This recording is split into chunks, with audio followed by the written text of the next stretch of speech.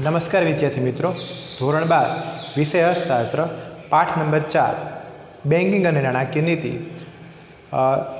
टूंक समय अंदर आप एकम कसोटी होने कारण हवे आप पाठनु है रिविजन टूंक में रिविजन करशू। तो आ विडियो अंदर आप रिजर्व बैंक ऑफ इंडिया नाણાકીય बिन नाણાકીય कार्यों नाણાકીય नीति परिमाणात्मक और गुणात्मक साधनों है आप अभ्यास करशू। तो विद्यार्थी मित्रों, तमे तमारा चोपड़ीना पेज नंबर 40 पर खास ध्यान आपो। अपनी जो भारत की मध्यस्थ बैंक है रिजर्व बैंक ऑफ इंडिया नामे ओळखाय छे कि 1934 रिजर्व बैंक ऑफ इंडिया धारा मुजब आरबीआई की स्थापना 1 एप्रिल 1935 में थई हती। ₹5 करोड़ खानगी मूડીरोकाण थी आरबीआई स्थापाई हती के जान्युआरी 1 1949 में आरबीआई राष्ट्रीयकरण करवामां पण आव्युं हतुं। आ खास याद राखजो, प्रश्न तरीके पूछाई सके। आरबीआई देश की सर्वोच्च बैंक है जे समग्र बेंकिंग क्षेत्र की कामगीरी पर ध्यान राखे छे, नियंत्रण करे छे और नाણાકીય नीति पण घड़े छे। हवे आरबीआई नाણાકીય कार्यों बे कार्यों छे, एमां नाણાકીય कार्यों आ जे कार्यों छे मोस्ट इम्पोर्टન્ટ छे बधा। एमां सौथी पहेलुं छे चलन बहार पाडवानुं कार्य। आमांथी एक के 2 मार्कना प्रश्न खास पूछाई सके। ₹2 અને 2 થી વધુ रकमनी नोटो छापवानी અને બજારમાં મૂકવાની ફરજ કોણ નિભાવે છે? તો કે આરબીઆઈ। પરંતુ જ્યારે ચલણી સિક્કાઓ અને ₹1ની કાગદી નોટની વાત આવશે તો ભારત સરકારના નાણાં ખાતા દ્વારા બહાર પાડવામાં આવે છે। આ યાદ રાખવાનું છે। બીજું છે સરકારની બેંક તરીકેનું કાર્ય। આરબીઆઈ છે કેન્દ્ર સરકાર અને રાજ્ય સરકારોની બેંક તેમના નાણાકીય એજન્ટ અને નાણાકીય સલાહકારની ફરજ પણ બજાવે છે કે એજન્ટ તરીકે સરકારના બોન્ડ, સરકારના ખાતાઓ, चलनी सिक्काओ, ₹1 नोट वगैरह वहीवट और सरकार ने धिराण पण आपे छे। तदुपरांत तीजू कार्य है बैंकों बैंकों अंतिम सहायक तरीके पण कार्य। आरबीआई है ये भारत की बधी ज शेड्यूल बैंकों की बैंक तथा नियमनकार है, एटले के आरबीआई जो नियम नक्की करे बधा आपणे देश की बधी बैंकों है एने अनुसरवा ज पड़े छे के बैंकों की रोकड़ अनामतनु संचालन पण करे छे। अमुक रकम है बैंके आरबीआई पास अनामत तरीके राखवी पड़े छे तो एनु संचालन पण आरबीआई करती होय छे के वेपारी बैंकों धिराण अंगेनी नीतिनी दिशा नक्की करे छे अने व्याजना दर पण आदेशित करे छे। एटले के दरेक वेपारी बैंके व्याजना दर केटला राखवा ए कोण नक्की करे? तो कि आरबीआई नक्की करे छे के અને કોઈ પણ એવી સિવિલ બેંક છે કે જેને નાણાકીય કટોકટી સર્જાય છે તો અંતિમ સહાયક તરીકેનું કાર્ય પણ આરબીઆઈ કરે છે અને નાણાં પૂરા પાડે છે।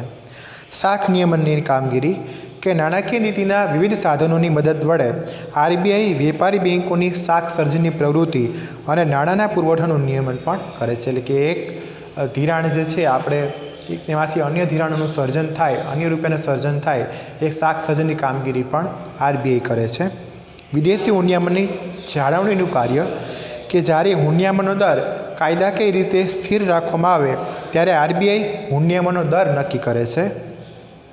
ज्यारे विदेशी हुंडियामणनो दर बजार में तेनी मांग और पुरवठाना आधारे नक्की थतो होय छे त्यारे आरबीआई बजार में विदेशी हुंडियामणनी खरीदी के वेचाण करीने विदेशी हुंडियामणनी सरखामणी में भारतना रूपियानुं मूल्य पण जाळवे छे। कारण के आयात निकासनो धंधो करता होय तो एनी चूकवणी जे ते देश है एना चलन में करवी पड़ती हो तो आपणा देशनुं चलन है ए बेलेन्स रहे अने विदेशी चलन पण आपणा हाथनी अंदर रहे अथवा तो आंतरराष्ट्रीय स्तरे जे सर्वस्वीकृत डॉलर अमेरिकन डॉलर है ए पण आपणा देश में हाथ पर रहे ए पण जरूरी है। तो एनु बेलेन्स करवानुं काम कोण करे? तो कि आरबीआई करे छे। आ हता नाણાકીય कार्यों। हवे आपणे जोईए बिन नाણાકીય कार्यों। नियमन अने देखरेखनी कामगीरी कि आरबीआई भारतना समग्र मूडी बजार अने नाणां बजारनी कामगीरीनी देखरेख अने नियमन करे छे। जेमां वेपारी बैंकोनुं विस्तरण केवी रीते करवुं, एनी शाखानुं विस्तरण केवुं करवुं, एनी काम करवानी पद्धति कई छे, आ बधुं नक्की कोण करे छे? तो कि आरबीआई अने एना माटे खास ध्यान पण राखती होय छे। बीजो मुद्दो छे प्रोत्साहन कार्यों कि अपना देश में आज पण अनेक लोकोए बैंक में खाता खोलाव्या नथी अने घणा लोकोने ज्यारे रूपियानी जरूरियात होय, धिराणनी जरूरियात होय तो तेवा असंगठित नाणां बजार के जे व्यक्ति व्याजे रूपिया आपे छे, नाणां धीरधारनो धंधो करे छे एना पर आधार राखे छे अने घणा खरा चूकवणीथी चेकना बदले रूपिया એટલે કેશ द्वारा ज करे छे तो साचुं विनिमयनी नोंध थती ज नथी के તો નાણાંનું મૂલ્ય અને સાચી રાષ્ટ્રીય આવક સાચા પ્રમાણમાં આપણને જાણવામાં તકલીફ થાય છે. તો આરબીઆઈ શું કરે છે? આવી જાગૃતતા લાવવા પ્રયત્ન કરે છે. એ ગામડાની અંદર પણ વધુ બેંક ખોલાય, ગામડાના લોકોને ખબર પડે કે બેંક પણ ઓછા વ્યાજે તમને રૂપિયા મળી શકે છે, ધિરાણ મળી શકે છે, તો બેંકનો તમારે સંપર્ક કરી શકાય છે. તો આવા જે સહકારી ક્ષેત્રના અને સંગઠિત નાણાં બજારમાં તે ઘણા બધા પ્રયત્નો કરે છે, અને એ પણ લોકોના હિત માટે. કે ત્રીજો ને છેલ્લો મુદ્દો છે બિન નાણાકીય કાર્યની અંદર સમાવેશી વિકાસ માટેના કાર્યો. કે ભારતમાં આર્થિક ભિન્નતા તથા ગ્રામીણ શહેરી ભિન્નતા વધુ હોવાને કારણે જ્યારે નાણાકીય અથવા તો આર્થિક પરિવર્તન આવે ત્યારે દરેક વર્ગના લોકો અને એકમોને આવા પરિવર્તનનો લાભ મળવો જરૂરી છે. આ માટે આરબીઆઈ બેન્કિંગ ક્ષેત્ર વધારે કામ કરે છે કે જે યોજનાનો લાભ જે લોકોને મળવાપાત્ર થતો હોય તો એ છેવટ સુધી એને મળે અને એને ખાતામાં જમા થાય, એ માટે બેન્કિંગ સતત પ્રયત્ન કરે છે. કે ધિરાણ માટેની અગ્રિમતા એટલે કે પ્રાથમિકતા ધરાવતા ક્ષેત્રો જેમ કે ખેતી, નાના કદના ઉદ્યોગો, સ્વરોજગારો તેમજ પરંપરાગત ગૃહ ઉદ્યોગો છે, એના માટે સુંદર મજાની ધિરાણની વ્યવસ્થા પણ એને કરી છે. એને સરળ હપ્તે અને સરળ વ્યાજના દરે લોન મળી જાય, સસ્તા વ્યાજના દરે, એવી પણ એને વ્યવસ્થા કરી છે. ખેતી માટે સસ્તા વ્યાજના દરે લોન મળી જાય, ધિરાણ મળી જાય, એવી વ્યવસ્થા પણ બેન્કો કરે છે. હાલમાં પ્રધાનમંત્રી જનધન યોજનાનું સંચાલન પણ આરબીઆઈ કરે છે. ગ્રાહકોનું હિત અને એની જાળવણીની પણ નું કામ પણ આરબીઆઈ કરતી હોય છે. કે અને પોતાના સંશોધનને વેગ આપવા માટે, પોતાની પ્રવૃત્તિ વધારવા માટે તે ઘણી વખત નાણાકીય આંકડાઓ છે અથવા તો પોતાના લેખો છે પોતાની વેબસાઇટ ઉપર મૂકે છે, જે દરેક વ્યક્તિને વિનામૂલ્યે પ્રાપ્ત થઈ શકે છે. આ હતા રિઝર્વ બેન્ક ઓફ ઇન્ડિયાના બિન નાણાકીય કાર્ય. હવે આપણે જોઈએ નાણાકીય નીતિ. પહેલાં એનો આપણે અર્થ જોઈશું, પછી એના પરિમાણાત્મક અને ગુણાત્મક સાધનોનો અભ્યાસ પણ આપણે કરશું. તો સૌથી પહેલાં આપણે જોઈએ નાણાકીય નીતિ. એનો અર્થ પહેલાં આપણે જોઈ લઈએ કે અર્થશાસ્ત્રના સિદ્ધાંત મુજબ નાણાકીય નીતિ એટલે અર્થતંત્રમાં નાણાંની માંગ અને નાણાંના પુરવઠાનું સંચાલન અને નિયંત્રણ કરવા અંગેની નીતિ. આની નીચે ખાસ અંડરલાઇન કરજો, એક વાક્ય તરીકે પૂછાઈ શકે કે અર્થતંત્રમાં નાણાંની માંગ અને નાણાંના પુરવઠાનું સંચાલન અને નિયંત્રણ કરવા અંગેની જે નીતિ છે એ નીતિને નાણાકીય નીતિ કહેવામાં આવે છે. આપણને ખબર જ છે કે નાણાંની માંગ અને પુરવઠામાં અસમતુલા સર્જાય છે ત્યારે આ ફુગાવો અને મંદી જેવું વાતાવરણ પણ ઊભું થાય છે, અને આ બધું છે એ અર્થતંત્રને નેગેટિવ અસર કરે છે, નકારાત્મક અસર કરે છે અને અસ્થિરતા સર્જાય છે. આથી નાણાકીય નીતિને સ્થિરતા લાવવા માટેની જે નીતિ છે એને નાણાકીય નીતિ પણ કહી શકાય છે. કે હાલના વસ્તુમાં નાણાંનું પ્રમાણ, મૂલ્ય અને સ્વરૂપના આધારે નિયંત્રિત કરવામાં આવ્યું છે. એની વ્યાખ્યાઓ પણ આપેલી છે કે નાણાકીય સત્તા દ્વારા લેવાયેલા એવા સભાન પગલાં જે નાણાંના જથ્થા, ઉપલબ્ધિ અને નાણાંના ખર્ચમાં પરિવર્તન પણ લઈ આવે છે, એને કહેવાય નાણાકીય નીતિ. સામાન્ય આર્થિક નીતિના હેતુઓ સિદ્ધ કરવા માટે સર્વોચ્ચ બેંકના હસ્તકના નાણાંના પુરવઠાને અંકુશિત કરવાના સાધનોને સોંપતી નીતિ એટલે કે નાણાકીય નીતિ. અને સાદા શબ્દોમાં કહીએ તો દેશમાં આર્થિક વિકાસની પ્રક્રિયાને ધ્યાનમાં રાખીને પ્રજાનું હિત જાળવીને આર્થિક સ્થિરતા માટે સર્વોચ્ચ બેંક દ્વારા નાણાંનો પુરવઠો અંકુશિત કરવા અંગેની નીતિ એટલે કે નાણાકીય નીતિ. આ પણ યાદ રાખી શકાય. જે તમને વ્યાખ્યા યાદ રહેતી હોય એ યાદ રાખવાની છે શૈલી આપણે. હવે એના જોઈએ આપણે પરિમાણાત્મક સાધનો.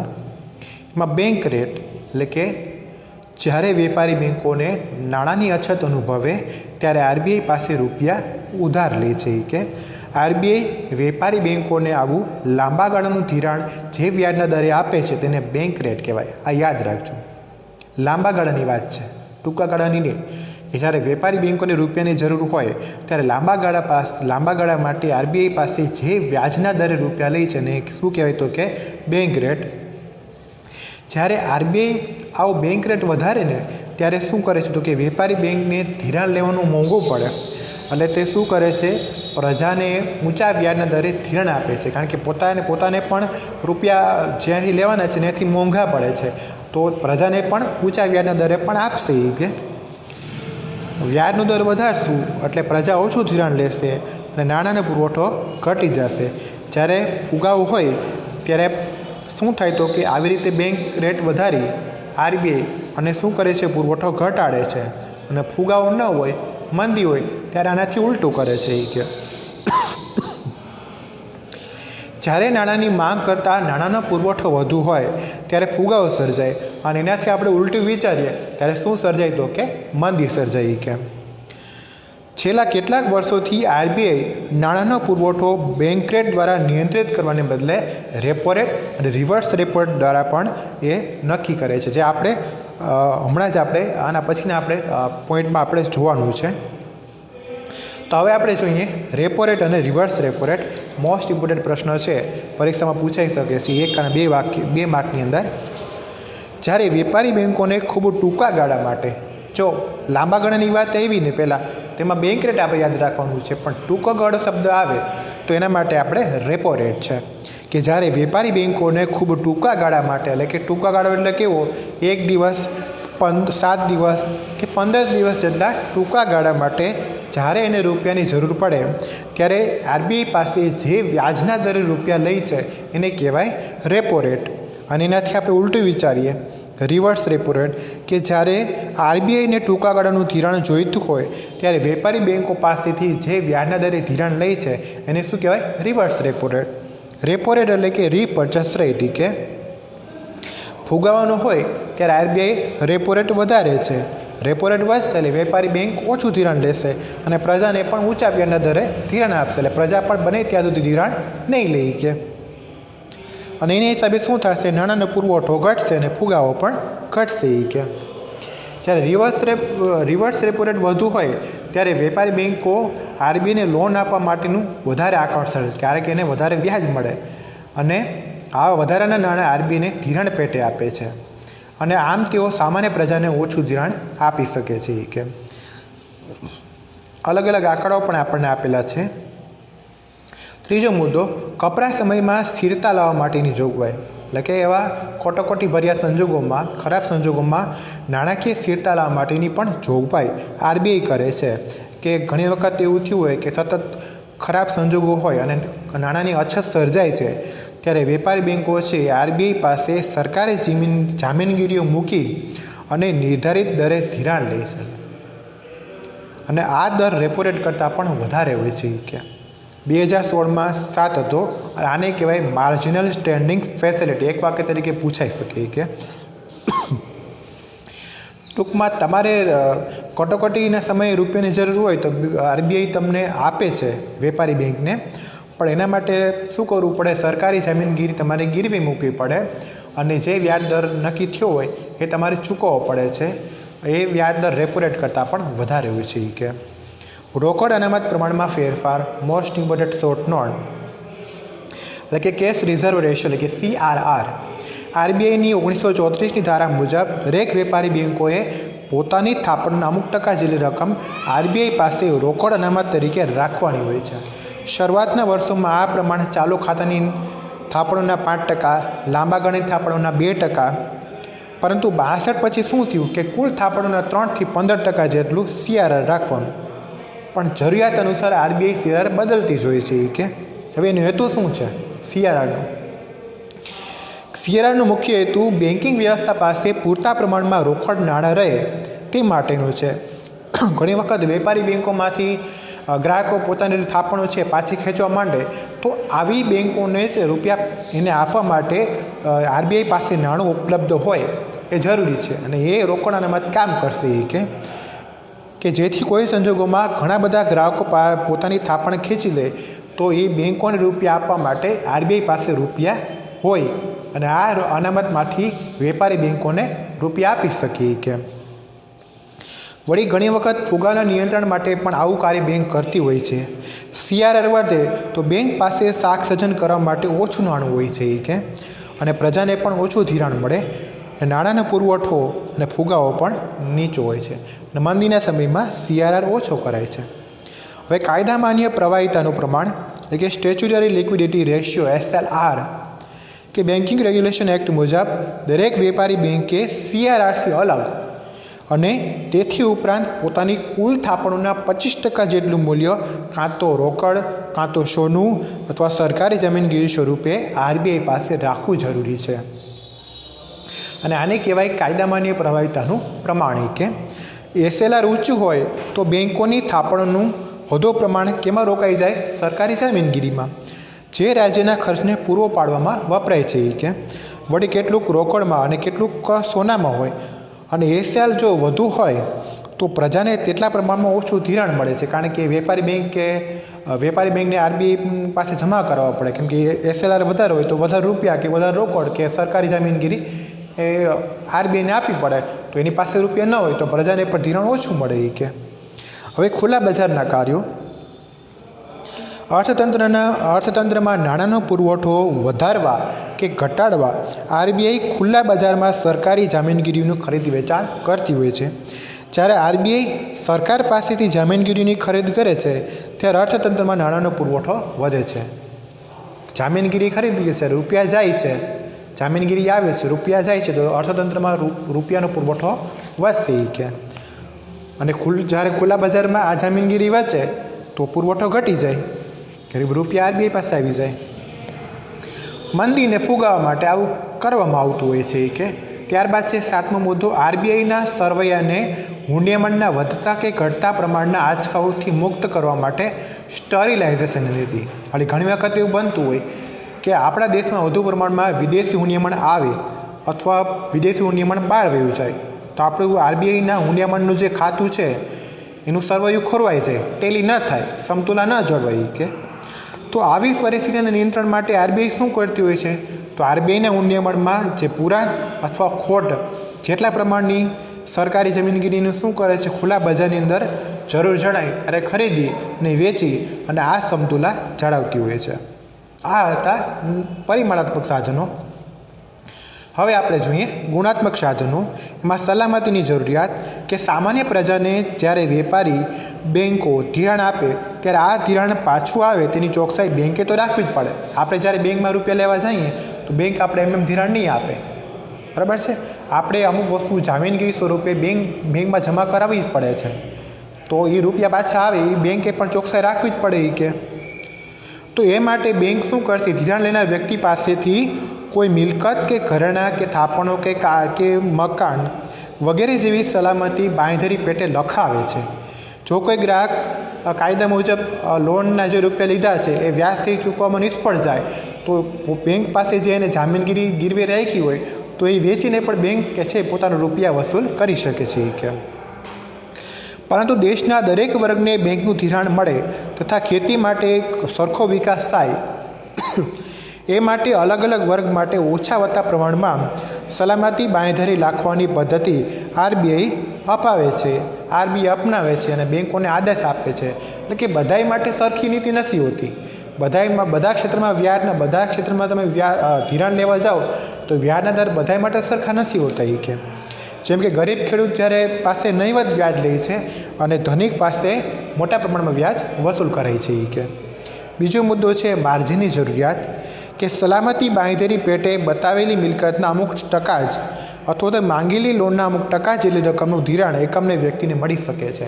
એટલે કે તમે જ્યારે લોન લેવા જાશો તો એ જેટલી રકમની લોન તમે માંગી હશે એટલી પૂરતી રકમની લોન તમને મળી શકશે નહીં. એટલે કે તમે જે જામીનગીરી રાખી છે ગીરવે એના અમુક ટકા રકમ જ તમને લોન રૂપે મળશે કે. આવી ટકાવારીને ધિરાણનું માર્જિન કહે છે કે. અલગ અલગ વર્ગો માટે આરબીઆઈ અલગ અલગ માર્જિન રાખવાની ભલામણ પણ કરેલી છે કે. ધિરાણની ટોચ મર્યાદા. ત્રીજો મુદ્દો, કોઈ પણ એક વ્યક્તિ કે એકમને માટે ધિરાણની ટોચ મર્યાદા આરબીઆઈ નક્કી કરે છે. કેટલી મર્યાદા રાખવી ધિરાણની, કેટલા ટકા આપણે લેવા એ આરબીઆઈ નક્કી કરતી હોય છે, પણ અલગ અલગ વર્ગ માટે અલગ અલગ હોય છે કે. ભેદભાવયુક્ત અને ભેદ પારખું વ્યાજના દર. ચોથો મુદ્દો, અલગ અલગ પ્રકારના ધિરાણ માટે અલગ અલગ વ્યાજના દર રાખવાની પદ્ધતિ આરબીઆઈ સૂચવે છે. એને ભેદ પારખું કે ભેદભાવયુક્ત વ્યાજના દર કહેવાય છે. જેમ કે ગરીબ ખેડૂત છે તો એ ખેડૂતને ખેતીની પ્રવૃત્તિ માટે ધિરાણ જોઈતું હોય, લોન જોઈતી હોય તો એના માટે નીચા દરે ધિરાણ આપે છે, એટલે કે ઓછો વ્યાજનો દર હોય છે. પણ કોઈ ધનિક છે પૈસાદાર, એને ઘર કે કાર ખરીદવું હોય તો એના માટે વ્યાજનો દર કેવો હોય તો કે ઊંચો હોય છે. તો વિદ્યાર્થીઓ, આ હતું આપણા પાઠ નંબર 4નું ટૂંકમાં રિવિઝન. આવનારી વિડીયોની અંદર આપણે પાઠ નંબર 5 છે, પાઠ નંબર 5 એનું આપણે ટૂંકમાં રિવિઝન કરીશું.